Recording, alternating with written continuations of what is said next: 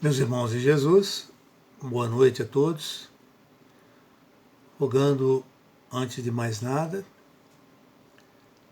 que Jesus, o nosso Mestre, nos ampare e nos proteja, a fim de que tudo transcorra em paz, em harmonia, que todos nós venhamos a sentir as vibrações do alto em favor de nós todos, que passamos indiscutivelmente por horas dolorosas na Terra e temos que efetivamente nos reenergizarmos, chamarmos a nossa fé e convivermos com a esperança de melhores dias. Assim sendo, na noite de hoje, trouxeram-nos como tema para a nossa reflexão da noite uma página do livro Caminho, Verdade e Vida, que é o livro que está sendo estudado às quartas-feiras, que traz o título Que Buscais?, que é a mensagem número 22, de autoria do Espírito Emmanuel e a psicografia do sempre presente Francisco Cândido Xavier.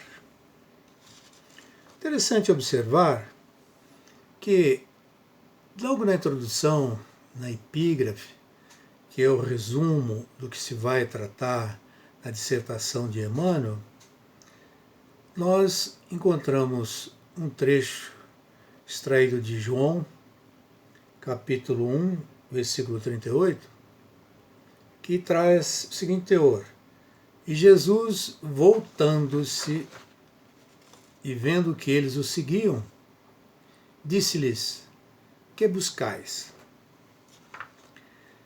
Esse trecho faz parte de um episódio com João Batista, quando ele apresenta, de uma forma indireta, dois de seus discípulos a Jesus, dizendo, apontando, eis ali o Cordeiro de Deus. Então os seus discípulos ouviram isso e seguiram Jesus. Jesus, observando que eles estavam seguindo meio assim tímidos, ele perguntou: que buscais? Que buscais?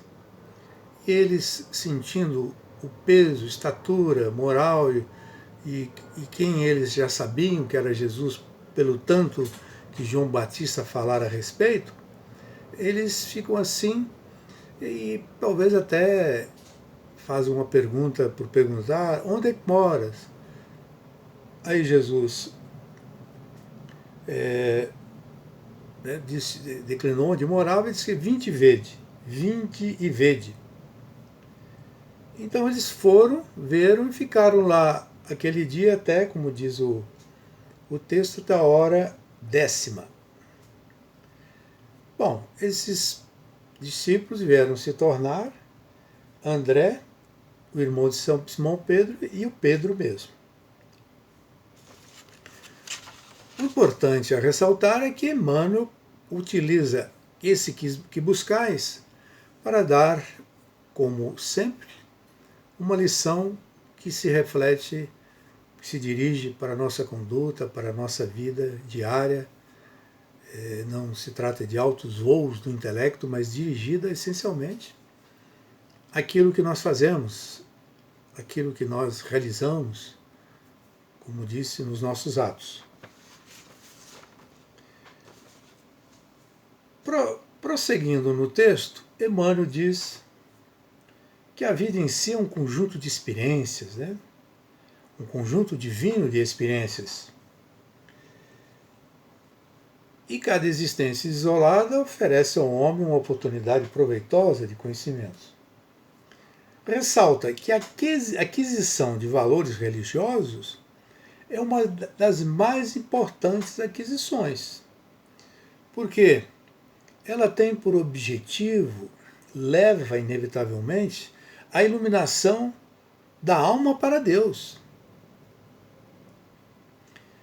Mas observa ao mesmo tempo que esse recanto divino, que esse departamento divino, os homens estendem a viciação de seus sentimentos, os jogos inferiores dos interesses egoísticos e os votos absurdos. Se nós fôssemos dissertar, ir além nisso que Emmanuel elenca, nós iríamos ocupar todo o nosso tempo. Sentimentos, corruptos, sentimentos condenáveis, jogos inferiores de interesses egoísticos, da pessoa utilizar o tempo, o local onde vai encontrar o Criador, ou busca o seu local religioso, mas se torna objeto de disputa, de poder, de mando, E esses votos absurdos também, que a pessoa formula o Criador sem possibilidade alguma, confundindo o Criador com uma pessoa humana, uma pessoa humana, colocando os defeitos, as viciações, tudo aquilo que decorre do falhar humano. Mas ainda Emmanuel fala sobre os devotos, atitudes dos devotos. Quando, nesses locais, quando procurando contatar o Criador, eles colocam,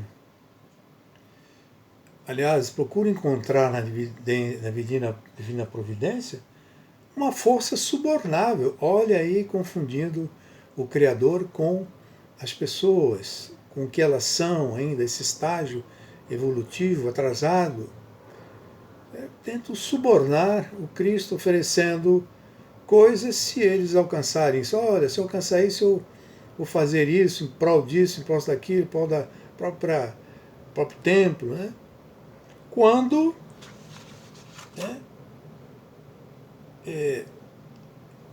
Emmanuel também assinala que sem a presença de Jesus no campo íntimo, nos atos de cada dia, estamos sujeitos a nos tornarmos uma alma prisioneira de inferiores preocupações. Uma alma prisioneira de inferiores preocupações. Porque não nos libertamos, estamos escravizados à matéria, às coisas, às pessoas. A nossa compreensão é que o mundo se circunscreve ao nosso nascer e ao nosso morrer. Não existiu nada anteriormente e nem existirá nada posteriormente. Portanto, quando a dor nos visita, o insucesso, o fracasso, é realmente um desespero, uma angústia sem fim. Quando, se Jesus estiver no nosso interior, no nosso íntimo, presidindo a nossa casa mental, nós não seremos isentos das dores e sofrimentos e provações, mas passaremos altaneiros, sabendo o que virá no dia de amanhã, se nós passarmos sem lamentação, sem recriminações, aquilo que nos está colocado. Excepcional também é quando ele coloca que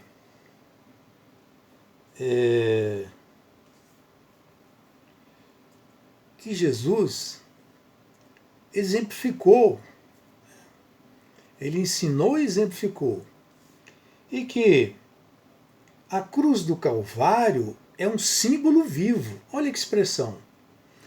Quer dizer que a cruz do Calvário não é uma cruz que se coloca numa igreja, no parlamento, nas casas, residências, escritórios. Ali é mais um objeto de ornamentação, escapa ao sentido essencial com o tempo, o que significa aquilo mesmo. O Calvário é um símbolo, a cruz do Calvário é um símbolo vivo no dizer de que se nós queremos encontrar a liberdade pressupõe obediência aos desígnios supremos. né?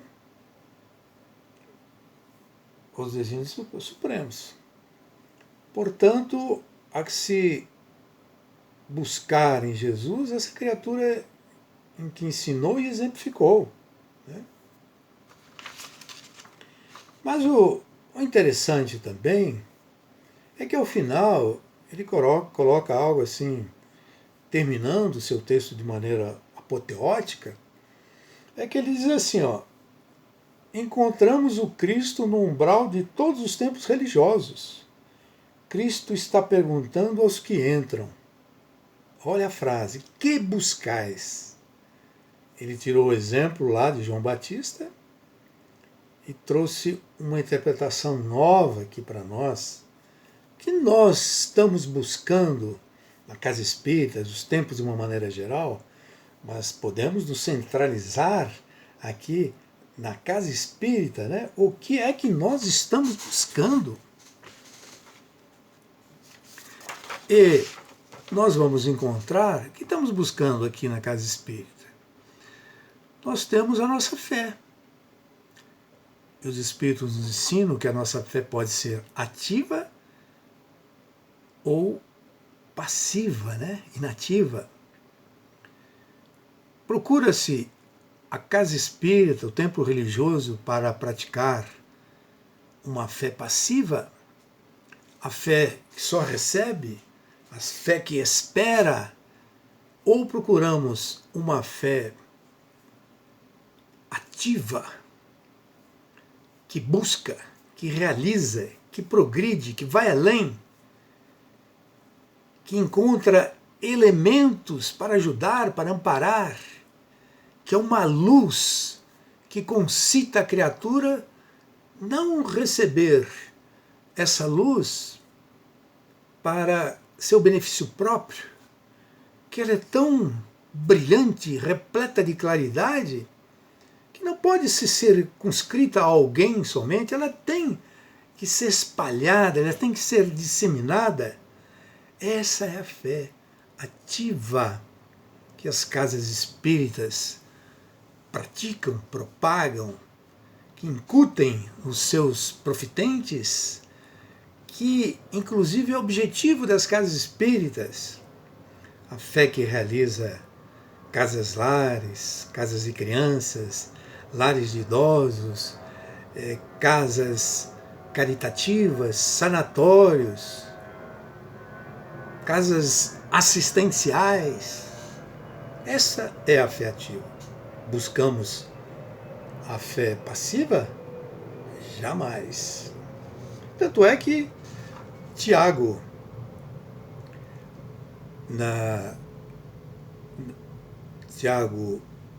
no capítulo 1, versículo 22 a 25, e capítulo 2, versículos 14 e 17, nós encontramos lá. Meus irmãos, que aproveita se alguém diz que tem fé e não tiver as obras? Porventura a fé pode salvá-lo? Assim também a fé, se não tiver as obras, é morta em si mesma. Olha só. Portanto, ao buscarmos, não confundamos a fé inerte com a fé que realiza obras, né? Que realiza obras. Hoje mesmo nós tivemos a felicidade de recebermos um jovem na nossa casa.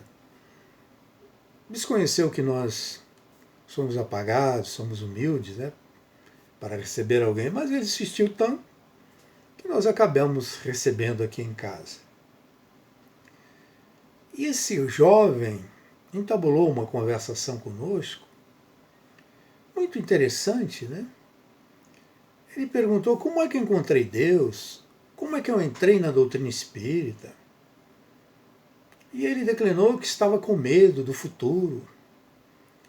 E ele estava, não só do futuro, porque tinha terminado um compromisso de namorado com uma menina que foi fazer um curso no exterior, e ele observou, ambos observaram que não havia possibilidade de continuar em lugares tão longes. E ele mencionou do medo do futuro, uma questão existencial. Indagou-se do que ele era, o que ele está fazendo nesse mundo, o que aguardava ele depois desse, se tinha outro. A lei de causa e efeito, de ação e reação. Então, foi uma conversa que nós, dentro da nossa pouca valia, nós contamos, falamos sobre Deus, né? Uma série de coisas que não são coisas nada mais além colhidas na doutrina espírita de amor e de verdade.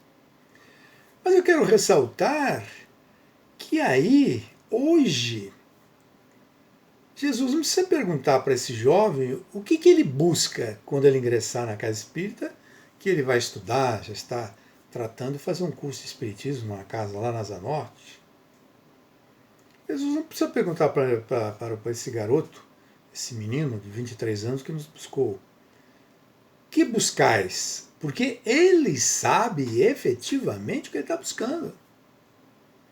Ele quer esclarecimento, ele quer elucidar a problemática de Deus, ele está sequioso de fazer o bem, é que ele afastar o medo, porque o medo é o desconhecido. Ele quer conhecer o que Jesus significa efetivamente para a criatura. Ele tem um objetivo. Ele quer estudar, ele quer se aprofundar, ele quer ser bom. Ele tem 23 anos e não quer dormir. Ele acordar, ele quer estar acordado, ele quer estar alerta para as coisas que estão colocadas na vida. E ele até mesmo falou, nos confidenciou, eu quero saber qual é o objetivo da vida. O que é viver? Portanto, uma questão eminentemente religiosa, uma questão eminentemente existencial, e parece que ele vai voltar aqui para nós conversarmos mais, e até aceitou colocarmos um livro nos nossos diálogos para que ele leia, coloque suas dúvidas. É um livro que é muito interessante, ele já tem um relativo conhecimento e vai ser muito bom. É um livro que até acho que me assopraram aí, quando eu ia conduzindo embora, veio à mente o livro O Problema do Ser, do Destino e da Dor, do eminente filósofo francês Leon Denis. Né? O meu dia ficou completo hoje com a presença desse garoto que me surpreende, né? Alguém da sua idade está preocupado com coisas transcendentais, né? Coisas transcendentais. Mas vejam bem, em 1957, o Espiritismo completou 100 anos, né? Em abril de 1857 foi lançado o Livro dos Espíritos. Então data-se desta ocasião, desse evento, o início do Espiritismo oficial, né? E André Luiz, no livro Sol nas Almas, através da mediunidade de quando estava entre nós, trabalhando, médium primoroso, a figura de Valdo Vieira. Através da mediunidade de Valdo Vieira, André Luiz nos traz conquistas que o Espiritismo nesses anos alcançou, nesses 100 anos, e que tem relação com o nosso tema, pois que quem ingressa na casa espírita, Jesus pergunta: que buscais? Ele não pode buscar matérias ultrapassadas na casa de Jesus, pois o Espiritismo é o cristianismo redivivo, renascido, é o cristianismo contemporâneo.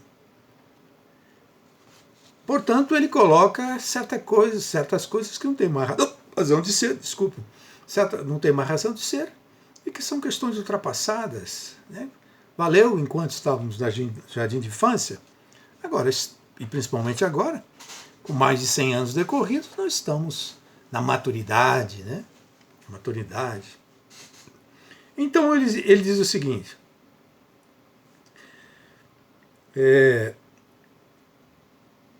a compreensão do médium por personalidade humana falível.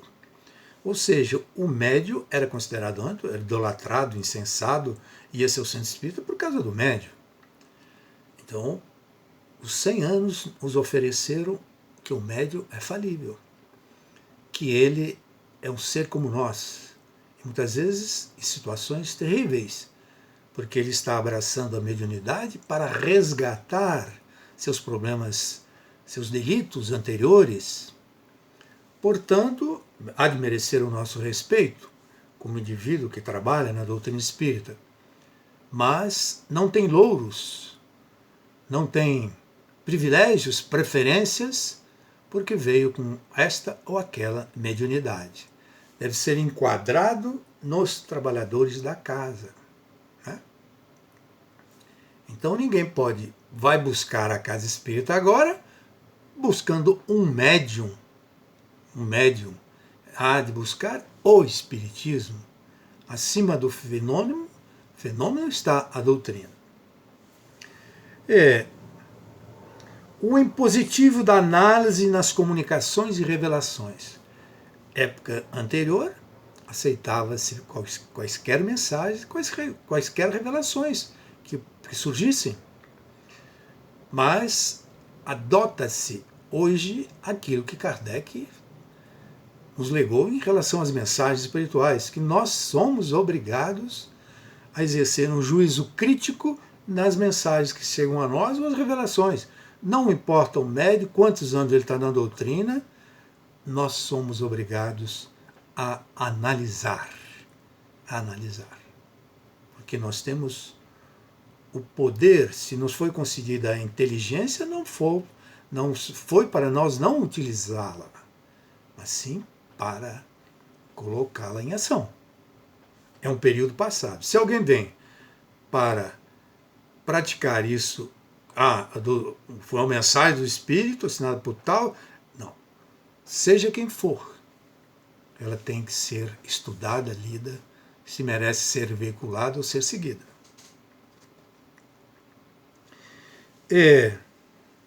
Outra coisa aqui, o repúdio à polêmica religiosa. Quem busca na casa espírita oportunidade para travar debates polêmicos com outras religiões, é uma outra época. Hoje é um local de trabalho onde nós respeitamos as outras doutrinas e que colocamos em foco as nossas diferenças. Mas colocar as diferenças em relevo, travar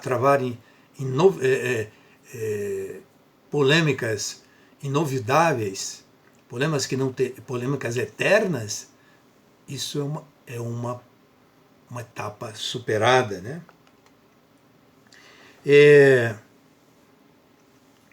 A acomodação do fenômeno em lugar adequado. Ou seja, antigamente, se alguém procura para ir na reunião pública, para ver fenômenos mediúnicos lá na plataforma superior, alguém recebendo, alguém psicografando, alguém pintando, não é seu local.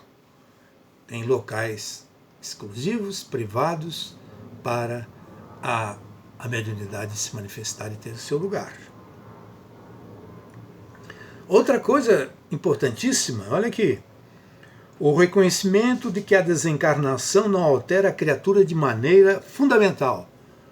Tinha-se ideia antes que, desencarnando, você vai sentar ao lado direito do Pai ou de Jesus. A doutrina nos traz com todas as letras que o fato de desencarnarmos não adquiriremos asas que não tínhamos quando encarnados. Haveremos de ser o que somos aqui hoje. Agora, se lá vamos reconsiderar, ver as nossas ações aqui e modificarmos é outros 500. Mas o desencarne não opera milagres do que nós hoje somos. Não tem esse condão. E antes era essa a crença. Hoje se trabalha e se reconhece que deve trabalhar cada vez mais para, talvez, num outro plano, você encontrar uma posição melhor, mas derivada do que você fez aqui hoje. Né? Derivada do que você fez aqui hoje. Você vai o que está aqui agora. Se melhorou, trabalhou muito, você alcançou uma posição correta para estar no local amanhã. Olha aqui, o desbaste natural das influências de outros credos e a poda espontânea de rituais do magismo. Eu estou, desde 62 ou antes, no Espiritismo, faz um longo tempo. Não significa que eu sou diplomado, tenho doutorado em Espiritismo. Né? Sou, independente da posição, o tempo que tenhamos aqui, somos todos iguais. Né? Mas, em termos de história, eu posso asseverar que vi em casas espíritas práticas mágicas, acender velas. Isso pertence ao passado.